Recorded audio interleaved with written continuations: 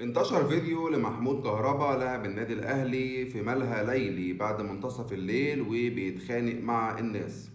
بعد ما الفيديو ده انتشر، النادي الأهلي طلع قرار إن هما هيستدعوا محمود كهربا ويشوفوا إذا كان الفيديو ده جديد ولا قديم.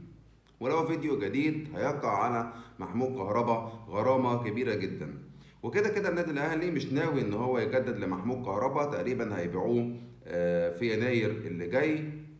خاصة كمان بعد ماتش الأهلي الأخير في بطولة أفريقيا لما مرضيش يحتفل مع الجمهور. طبعا بالمناسبة كمان الموقف ده أنا ما لقيتش حد اتكلم عليه لما الجمهور شتم الشناوي وشتم كهربا وشتم لعيبة الأهلي، وبعد الماتش قعدوا يندهوا على اللعيبة واللعيبة ما رضيوش إن هم يروحوا يسلموا عليهم، مع إن الشناوي كان عايز يروح، ولكن مدير الكورة قال لهم كله على غرفة الملابس ومرضيش يسلموا على الجمهور ولا يروحوا لهم، وبالذات كهربا.